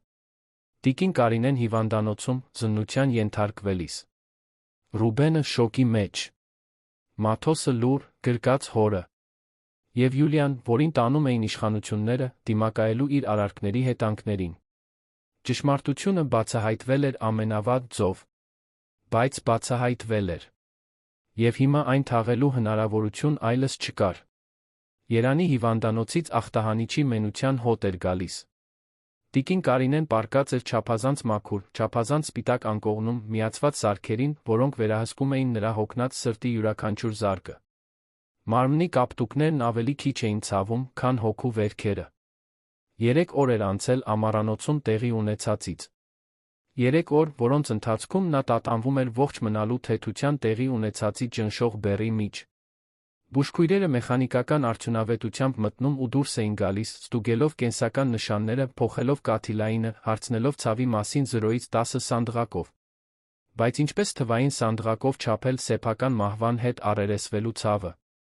Ինչպես քանակականացնել այն տրավման, որը բխում էր այն բացահայտումից, թե ընտանիքի անդամներից մեկն ունակ է նման դաժանության։ Ռուբենը գրեթե չէր հեռանում սենյակից։ Նստում էր մոր կողքի աթոռին, բռնում նրա ձեռքը լաց լինում, երբ կարծում էր, թե նա քնած է։ Բայց տիկին Կարինեն չէր քնում։ Պարզապես փակում էր աչքերը, որդուն խնայելու համար կտոր-կտոր եղած երալու անհարմարությունից։ Նա լսում էր զսպված հեկեկոցները, զգում, թե ինչպես է նրա ձեռքը սեղմում իրենը, սիրտը նորից կոտրվում էր։ Ոչ իր, այլ նրա համար։ Այն բեռը կրելու համար, որ բացահայտել էր, թե այն կինը, ում հետ կյանքն էր կիսել այսքան տարի, օտար էր։ Այն մեղքի զգացումի հետ գործ ունենալու համար, որ չէր նկատել։ Այն ընտրությունը կատարելու համար, որը պետք է աներ զայրույթի մի հարաբերության սկի միջ, որն իրականում երբեք գոյություն չէր ունեցել։ Ոստիկանության բաժանմունքում, երբ անվերջ ցուցմունքներից հետո վերջապես կարողացան առանձին խոսել, Ռուբենն ամեն ինչ իմացավ։ Տիկին Կարինեն պատմեց այն խոսակցության մասին, որը լսել էր այգում այն գիշեր, կեղծ հղիության անօրինական որդեգրման խաբեության բացահայտման մասին։ Պատմեց Յուլիայի քողարկված բացահայտ սպառնալիքների, այն վախի մասին, որը շաբաթներ շարունակ կաթվածահար էր արել իրեն, այն բարոյական երկընտրանքի մասին, որը քիչ էր մնում ներսից կործաներ իրեն։ Պատմեց անքուն գիշերների ստի վանդակում փակված լինելու զգացողության, բոլորին պաշտպանելու, առանց ամեն ինչ կործանելու անհուսության մասին։ Եվ Ռուբենը լսում էր բացարձակ լռությամբ, դեմքն ավելի ու ավելի էր գունատվում յուրաքանչյուր բացահայտման հետ, ձեռքերը դողում էին ցուցմունքների սենյակի սառը սեղանին, աչքերը կորցնում էին այն վստահության փայլը, որը միշտ բնորոշ էր նրանց։ Երբ նա ավարտեց, Ռուբենը երկար ժամանակ չխոսեց։ Պարզապես նայում էր սեփական ձեռքերին, կարծես դրանք իրենը չլինեին, կարծես ամբողջ մարմինն օտար լիներ հիմա, երբ իր ճանաչած կյանքը պատրանք էր դարձել։ Մոր որդու միջ լռությունը խիտ էր, լի այն ամենով, ինչը բառերով հնարավոր չէր ասել։ Վերջապես, այն խռպոտ ձայնով, որը բնորոշ է մեկին, ով պայքարում է հենց այդտեղ չփշրվելու համար, նա ասաց այն խոսքերը, որոնք տիկին Կարինեն երբեք չէր մոռանա, խոսքեր, որոնք սահմանում էին, թե ով էր Ռուբենն իրականում իր հոգու խորքում։ Նա իմ որդին է։ Կենսաբանությունը դա չի փոխում։ Ես նրան սիրել եմ այն առաջին օրվանից, երբ գրկել եմ։ Ես եմ նրա մասին հոգ տարել, երբ հիվանդ էր, սովորեցրել առաջին բառերը, մխիթարել մղձավանջների ժամանակ։ Ես նրա հայրն եմ։ Եվ միշտ կլինեմ։ Ոչինչ, բացարձակապես ոչինչ, չի փոխում այն, ինչ ես զգում եմ այդ տղայի հանդեպ։ Տիկին Կարինեն այդ ժամանակ լաց եղավ, ոչ թե տխրությունից, այլ անսահման խորը հպարտությունից։ Իր որդին, այն տղան, որին նա մենակ էր մեծացրել այդքան քիչ բանով, պայքարելով աղքատության փոքր քաղաքում միայնակ մայր լինելու նախապաշարմունքների դեմ, դարձել էր այդքան մեծ մարդ։ Մի մարդ, որն ունակ էր սերը գենետիկայից առանձնացնելու, ունակ էր խաբեությունից այն կողմ տեսնելու սրտի լուսավոր ճշմարտությունը նկատելու։ Մի մարդ, որը գիտեր, որ հայր լինելը շատ ավելին է, քան դընդ կիսելը, դա ներկա լինելն է, անվերապահորեն սիրելն է, ամեն օր ընտանիք լինելն ընտրելն է։ Մաթոսը, սակայն, փոխվել էր։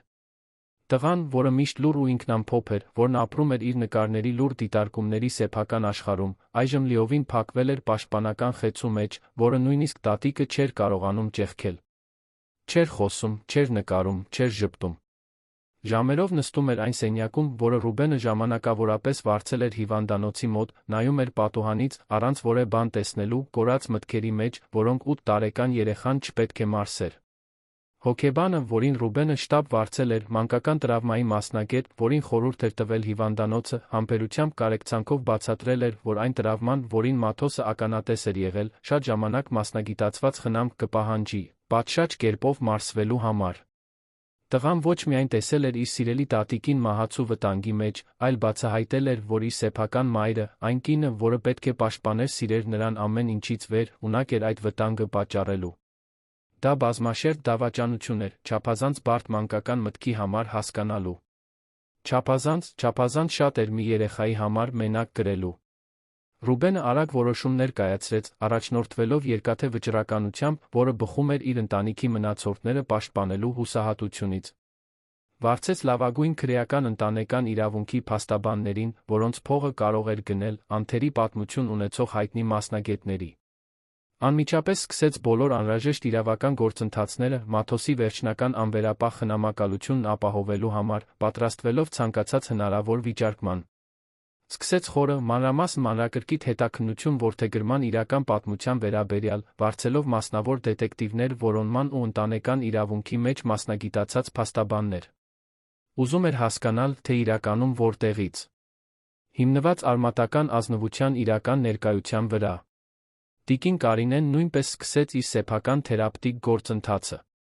Հոգեբանը, բժշկուհի Հեղինե անունով մի հանգիստ իմաստուն կին, որը մասնագիտացած էր տարեցների տրավմայի մեջ, համբերատար օգնեց նրան շերտ առ շերտ մարսել խորը տրավման, հաղթահարել բացահայտման մասին ավելի վաղ չխոսելու համար մեղքի զգացումը, հասկանալ ընդունել, որ նա իսկապես արել էր լավագույնը, ինչ կարող էր, այն բացարձակապես անհնարին հանգամանքներում, որոնցում գտնվում էր։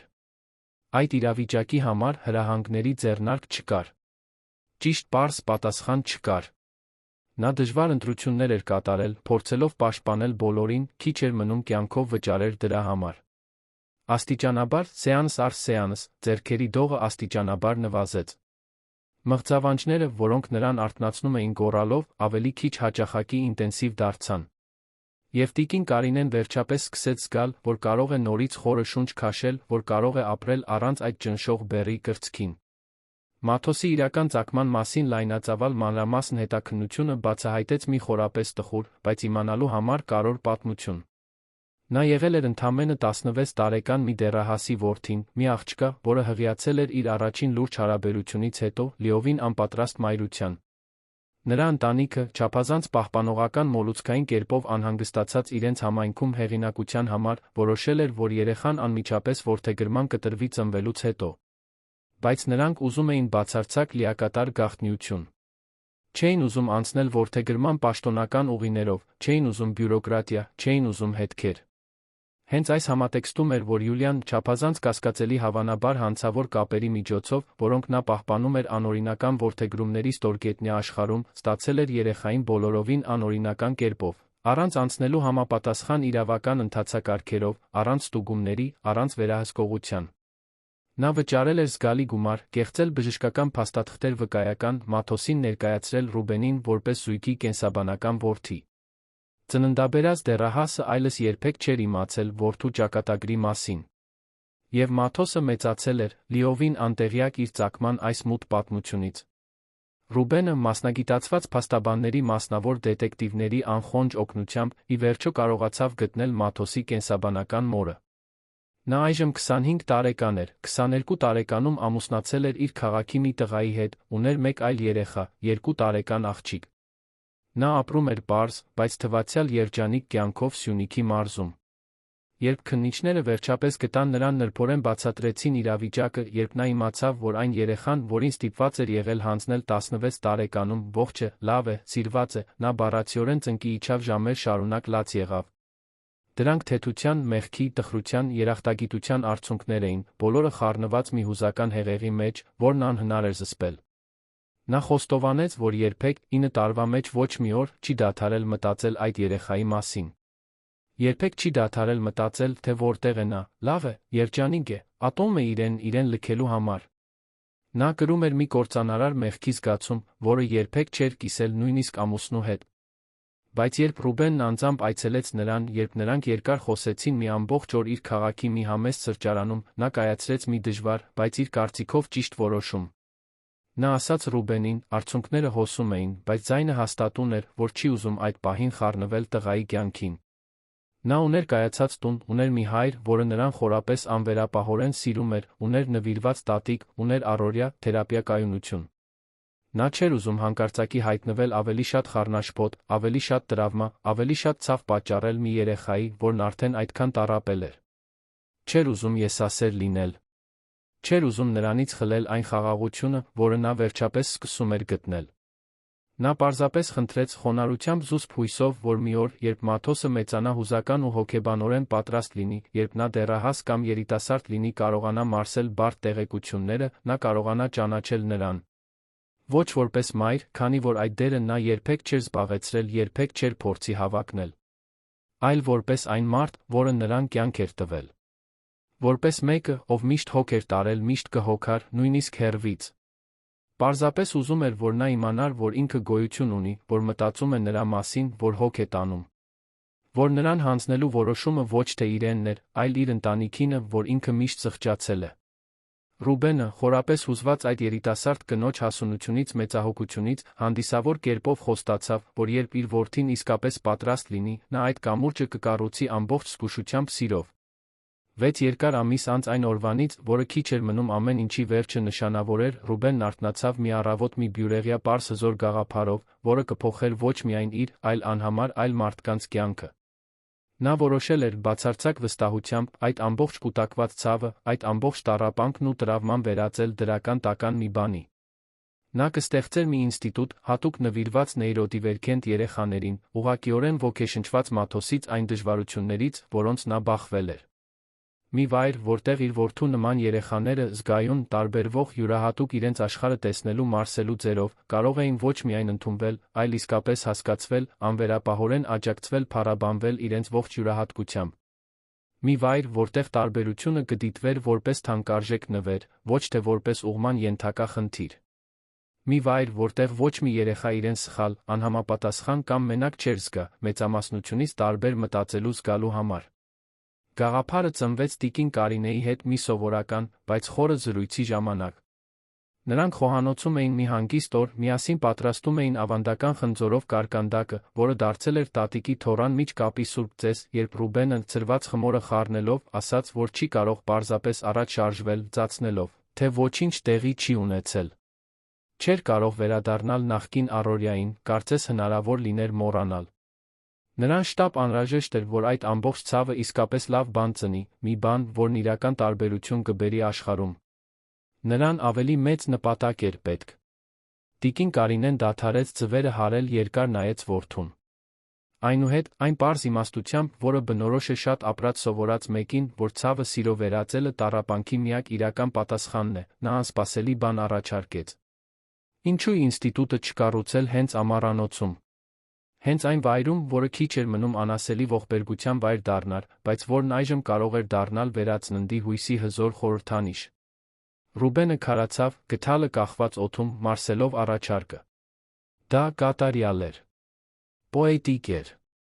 Հենց այն էր, ինչ իրենց պետք էր։ Բառացիորեն վերջի մոտ գտնվող վայրը վերածել նոր սկիզբների վայրի։ Նա ամուր գրկեց մորը, խորը երախտագիտությամբ, այդ գրկախառնության մեջ կար այն ամբողջ սերն ու հիացմունքը, որը միշտ զգացել էր այդ արտասովոր կնոջ հանդեպ։ Եվ այսպես սկսվեց Մաթոսը ինստիտուտի հավակնոտ նախագիծը, անվանված ուղղակիորեն այն զգայուն տղայի պատվին, որն իր յուրահատուկ ընկալմամբ տպավորիչ խիզախությամբ փրկել էր տատիկին, ինչ-որ խորը իմաստով, փրկել ամբողջ ընտանիքին, շարունակելու ապրել միստի մեջ, որը դանդաղ թունավորում էր նրանց բոլորին։ Ճարտարապետական իրականացման նախագիծը տեց գրեթե մի ամբողջ տարվա ինտենսիվ աշխատանք։ Ռուբենը վարձեց թերապտիկ կրթական տարածքներում մասնագիտացած լավագույն ճարտարապետներին, նեյրոդիվերգենտության համար միջավայրերի փորձ ունեցող ինտերիերի դիզայներներին, լանդշաֆտային դիզայներների, որոնք հասկանում էին զգայական այգիների կարևորությունը։ Նրանք ամբողջությամբ վերանորոգեցին հին գյուղական տունը, պահպանելով նրա գյուղական հմայքը, բայց արդիականացնելով ամբողջ կառուցվածքը, վերածելով այն հյուրընկալ ֆունկցիոնալ վարչական շենքի։ Կառուցեցին նոր լուսավոր տաղավարներ, էրգոթերապիայի ընդարձակ սենյակներով, բացառապես արտ-թերապիային նվիրված տարածքներով, մասնագիտացված գրականությամբ ընդարձակ գրադարանով, տարբեր մակերեսներով, բույրերով, գույներով, բույսերով, զգուշորեն պլանավորված զգայական այգիներով, ձայնամեկուսացմամբ երաժշտական թերապիայի տարածքով։ Յուրաքանչյուր մանրուք մտածված էր ընդունելու, հանգստացնելու, զգայուն երեխաներին թույլ տալու իրենց անվտանգ հասկացված զգալ։ Եվ այն հատուկ տարածքում, որտեղ նախկինում այն սարսափելի փոսն էր, որտեղ տիկին Կարինեն քիչ էր մնում իր վախճանը գտներ, նրանք ստեղծեցին հուշահամալիրի այգին։ Ոչ թե որպես տրավմայի հիվանդագին հիշեցում, այլ որպես հաղթահարման կյանքի տոնակատարություն։ Նրանք տնկեցին մի ամուր ուժեղ ծառ, ծիրանենի, որը կաճեր տասնամյակներ շարունակ, ամեն տարի վառ ծաղկելով, որպես նորացման խորհրդանիշ։ Շուրջը բազմամյա ծաղիկներ, հայեցողության համար փայտե նստարաններ, գունավոր ձկներով փոքրիկ ջրավազան։ Կենտրոնում համեստ, բայց անտեսել անհնար, նրանք դրեցին մի պարզ քարե ցուցանակ, բառերով, որոնք ամփոփում էին ամբողջ ճանապարհը։ Այնտեղ, որտեղ ցավ կար, մենք սեր ենք աճեցնում։ Այնտեղ, որտեղ քիչ էր մնում վերջ լիներ, մենք տոնում ենք վերսկիզբը։ Կառուցման երկար գործընթացի ընթացքում Յուլիան, այնտեղից որտեղ կրում էր իր պատիժը առաջին ատյանի դատավճռից հետո, մի երկար նամակ ուղարկեց տիկին Կարինեին։ Դրանք 10 ձեռագիր էջեր էին, դողացող ձեռագրով, թուղթը չորացած արցունքների հետքերով։ Դա խիտ նամակ էր, լի ներողության հուսահատ խնդրանքներով տանջալից ու շփոթեցնող բացատրություններով։ Նա նորից խոստովանում էր բացարձակապես ամեն ինչ ցավոտ մանրամասներով, ստանձնում էր իր բոլոր սխալները, առանց փորձելու դրանք նվազեցնել, ներողություն էր խնդրում, առանց իսկապես սպասելու կամ կարծելու, որ արժանի է ներվելու։ Նա ճանաչում էր, վերջապես դաժան ազնվությամբ, որ անցել էր ցանկացած ընդունելի սահման, որ ստերով կառուցած կենսակերպը կորցնելու ախտաբանական վախը նրան տարել էր մի մութ հուսահատ վայր, որտեղից նա մենակ չէր կարողացել վերադառնալ։ Եվ նա կայացնում էր մի վերջին որոշում։ Պաշտոնապես վերջնականապես հրաժարվում էր Մաթոսի նկատմամբ ցանկացած իրավական իրավունքից, ստորագրելով պաշտոնական փաստաթղթեր, որոնք ճանաչում էին, որ նա երբեք իրական մայր չի եղել նրա համար, այլ միայն խարդախության վրա հիմնված ժամանակավոր խնամակալ։ Նա պարզապես խնդրում էր, որ եթե մի օր Մաթոսը հարցնի իր մասին, Ռուբենը բացատրի, որ նա սիրել է նրան իր աղավաղված ձով, բայց որ երբեք չի իմացել, թե ինչպես իսկապես սիրել։ Տիկին Կարինեն ամբողջ նամակը մենակ կարդաց, նստած առանձնատան լուռ այգում մի շատ քամոտ օր։ Նա լաց եղավ կարդալիս, ոչ թե Յուլիայի համար, այլ այն ամբողջական մարդկային ողբերգության համար, որը ստերի արտաքին տեսքի վրա կառուցված մի ամբողջ կյանք է։ Այն կնոջ կործանարար մենության համար, որն ուներ ամեն ինչ նյութական, բայց չուներ բացարձակապես ոչինչ իրական։ Նա որոշեց պատասխանել, ոչ թե որովհետև Յուլիան արժանի էր դրան, թե ոչ, այլ որովհետև ինքը, տիկին Կարինեն, այդ ավարտի կարիքն ուներ, խաղաղ առաջ շարժվելու համար։ Նա գրեց մի կարճ, բայց ազնիվ նամակ։ Ասաց, որ լիակատար ներումը շատ ժամանակ կպահանջի, գուցե տարիներ, գուցե երբեք լիովին չգա, որ դա նորմալ է։ Բայց որ նա անկեղծորեն հույս ունի, որ Յուլիան ինչ-որ խաղաղություն կգտնի իր հետ այն ժամանակ, որն ունի առջում, որ կօգտագործի բանտարկության հետանքների այդ ցավոտ ժամանակը, վերջապես ավելի լավ, ավելի ազնիվ, ավելի ամբողջական մարդ դառնալու համար։ Որ նա նայի իր ներսը հասկանա, թե ինչն է նրան հասցրել այն ամենին, ինչի ունակ էր։ Եվ որ ով գիտի, մի օր կարողանա աշխարհում մի լավ բան անել, նվազագույնս փոխհատուցելու իր պատճառած չարիքը։ Մաթոսը ամիսների զգույշ ընթացքի մասնագիտացված թերապիայի հետողական աշխատանքի շնորհիվ աստիճանաբար վերադարձավ պարբերաբար նկարելուն։ Եվ նկարները լիովին փոխեցին իրենց բնույթն ու էությունը։ Այժմ դրանք լի էին վառ գույներով, բաբախող կյանքով, անկեղծ հույսով։ Նա բացահայտեց Ռուբենի վարձած արվեստի ուսուցիչների օգնությամբ, որ ունի իսկական նշանակալի գեղարվեստական տաղանդ։ Սկսեց գիտակցաբար օգտագործել արվեստը որպես հուզական ապաքինման հզոր գործիք, գծերի գույների միջոցով արտահայտելով այն, ինչը չէր կարողանում արտահայտել բառերով։ 6 ամսվա ընթացքում նա ստեղծեց բարդ զգացմունքների, հաղթահարման գործընթացների, ավարտներից հետո վերսկիզբների մասին նկարազարդումների ամբողջական տպավորիչ շարք։ Եվ այդ նկարազարդումները պրոֆեսիոնալ շրջանակվելուց հետո դարձան ինստիտուտի ոգեշնչող դեկորի մշտական մասը, ուզելով ոգեշնչելով այլ երեխաների ընտանիքների, որոնք անցնում էին նմանատիպ դժվարությունների միջով։ Տիկին Կարինեն, ի զարմանս իրեն, ակտիվ նշանակալի դեր ստանձնեց ինստիտուտում։ Դա պաշտոնական պաշտոն չէր, վարձատրվող չէր, բայց բացարձակապես էական էր վայրի հուզական գործունեության համար։ Նա այնտեղ էր ամեն շաբաթ առանց բացակայության համբերատար զրուցում էր նոր ժամանած ընտանիքների հետ, կիսվում իր սեփական հաղթահարման պատմությամբ, երբ զգում էր, որ կարող է օգնել, իր պարզ ներկայությամբ ցույց տալով, որ հաղթահարումն իսկապես հնարավոր է։ Որ իսկական սերը կարող է աղյուս առ աղյուս վերականգնել այն, ինչը սուտը դաժանորեն ոչնչացրել էր։ Մայրերը անընդհատ դիմում էին նրան, տատիկի խորհուրդներ խնդրելով, փոխառու ուժ խնդրելով։ Եվ նա շատ ապրած, շատ տառապած աներակայելին վերապրածի կուտակած իմաստությամբ առաջարկում էր անկեղծ մխիթարության իրական հույսի խոսքեր։ 1.5 տարի անց այն օրվանից, որը քիչ էր մնում նրա վերջնական վախճանը նշանավորեր, տիկին Կարինեն ինստիտուտի անթերի խնամված այգում էր, մեծ պաշտոնական բացման ժամանակ։ Արոտ սեպտեմբերյան շաբաթ օր էր, բացարձակ կապույտ երկինք, հաճելի ջերմաստիճան, մեղմ զեփյուռ։ Բառացիորեն հարյուրավոր մարդիկ էին ներկա։ Նեյրոդիվերգենտ երեխաների ամբողջական ընտանիքներ, որոնք կսպասարկվեին, հոգեկան առողջության հատուկ կրթության ոլորտի մասնագիտացված մասնագետներ, տեղական իշխանություններ, այդ թվում քաղաքապետը Ավագանո անդամները, գործընկեր ՀԿ-ների ներկայացուցիչներ, Միջոցառումը լուսաբանող տարածաշրջանային մամուլ։ Պատմական օրեր։ Օդը լի էր դրական սպասումով, անկեղծ հուզմունքով։ Ռուբենը տեսանելիորեն նյարդային, բայց նպատակով փայլող, խորապես հուզիչ ելույթ ունեցավ գրեթե 20 րոպե տողությամբ այն անհնարին ճանապարհի մասին, որը նրանց հասցրել էր այնտեղ։ Նա բացահայտ խոսեց ցավի հաղթահարման, ճշմարտության վերականգնման մասին, թե ինչպես ամենամեծ ողբերգությունները կարող են ծնել ամենամեծ նպատակները, երբ վերափոխվում են սիրով։ Նրա ձայնը մի քանի անգամ դողաց, արցունքներն առանց ամոթի հոսեցին, բայց նա շարունակեց։ Եվ հետո, վերջում, նա Մաթոսին կանչեց այգում տեղադրված փոքրիկ բեմ։ Տղան, այժմ 10 տարեկան, ավելի բարձրահասակ, դեռ ամաչկոտ, բայց տեսանելիորեն ավելի ուժեղ ներքուստ, նյարդային էր, բայց բացարձակապես վճռական։ Թեթակի դողացող ձեռքերով բռնել էր զգուշորեն պատրաստված թուղթը, այն ելույթով, որը գրել էր շաբաթներ շարունակ թերապևտի սիրալիր օգնությամբ։ Ձայնը սկզբում ուժգին դողում էր, բայց ուշ պարզություն էր ստանում, երբ խոսում էր, տեսնում հանդիսատեսի ուշադիր սիրալիր դեմքերը, Մաթոսը կարդաց. Այս գեղեցիկ ինստիտուտը ծնվել է շատ մեծ ցավից։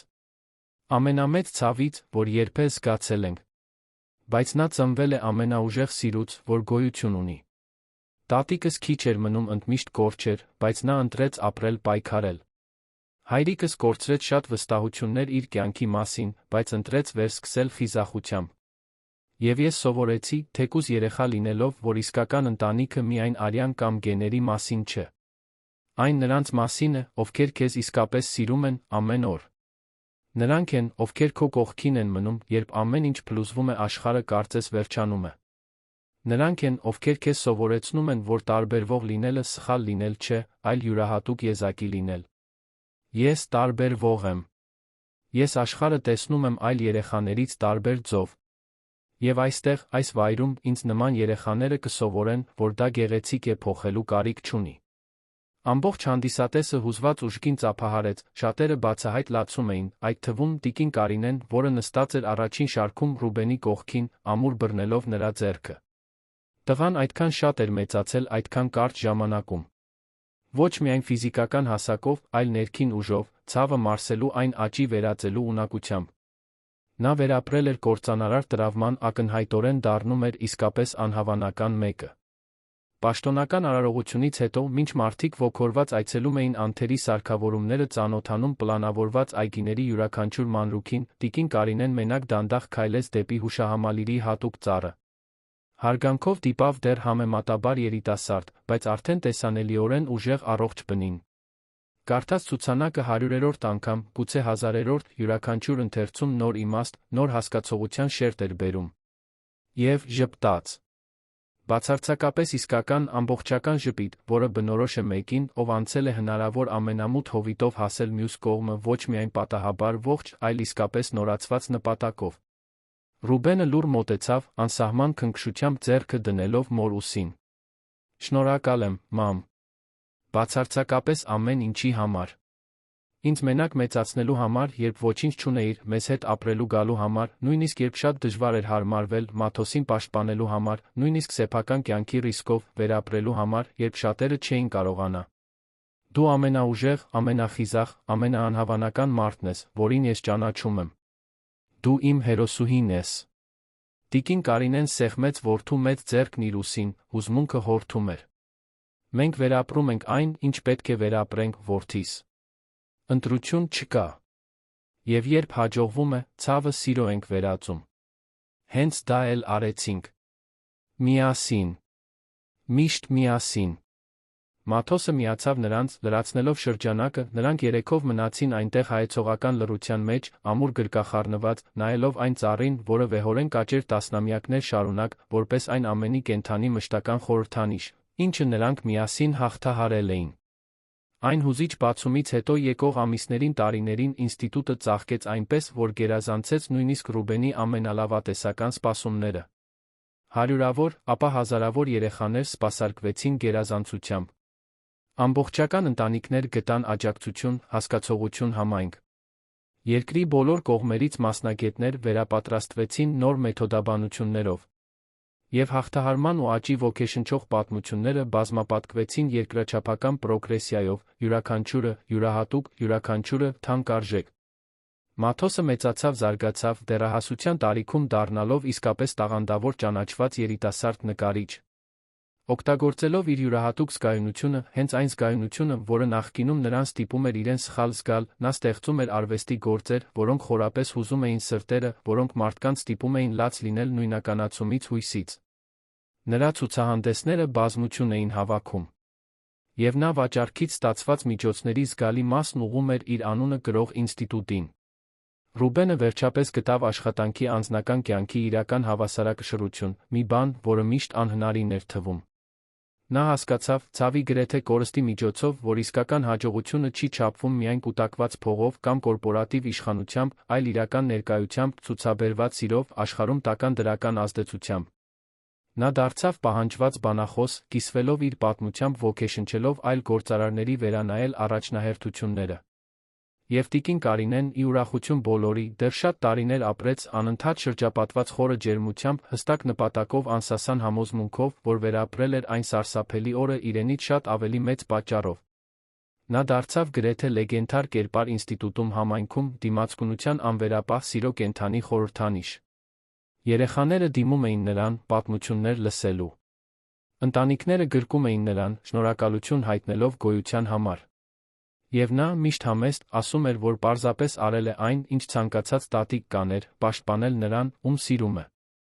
Այն ընտանիքի պատմությունը, որը քիչ էր մնում անդառնալիորեն փշրվեր, բայց գիտակցաբար ընտրեց վերականգնվել ճշմարտության անվերապահ սիրո ամուր հիմքերի վրա, դարձավ տարածաշրջանային, ապա ազգային ոգեշնչում։ Ոչ թե որովհետև դա հեշտ կամ պարզ էր, այլ հենց որովհետև սարսափելի դժվար ցավոտ էր։ Որովհետև դա դաժան ազնվությամբ ցույց է տալիս, որ հնարավոր է, այո, վերածնվել նույնիսկ բառացիորեն գրեթե կենդանի թաղվելուց հետո։ Որ ճշմարտությունը որքան էլ ցավոտ կործանարար լինի սկզբում, միշտ ազատում բուժում է երկարաժամկետ հեռանկարում։ Եվ որ իսկական սերը, այն սերը, որը կախված չէ գենետիկայից, կատարելությունից կամ պայմաններից, տիեզերքում գոյություն ունեցող ամենահզոր ուժն է։ Տարիներ անց, երբ Մաթոսն արդեն 20 տարեկան հասուն կայացած երիտասարդ էր, որոշեց, որ վերջապես հուզականորեն պատրաստ է ճանաչելու իր կենսաբանական մորը։ Հենց տիկին Կարինեն, արդեն 80 տարեկան, բայց դեռ պարզամիտ ներկա, անձամբ ուղեկցեց նրան այդ իմաստալից հանդիպմանը։ Նրանք միասին ճամփորդեցին դեպի Սյունիքի մարզ։ Հանդիպումը ինտենսիվ էր, լի արցունքներով բոլոր կողմերից, բայց նա լի խաղաղությամբ, հասկացողությամբ։ Երիտասարդ կինն ու երիտասարդ տղամարդը ժամերով խոսեցին, կիսվեցին պատմություններով, լրացրեցին բացերը, կառուցեցին նոր յուրահատուկ կապ, որը չէր սպառնում այն ամենին, ինչ արդեն գոյություն ուներ։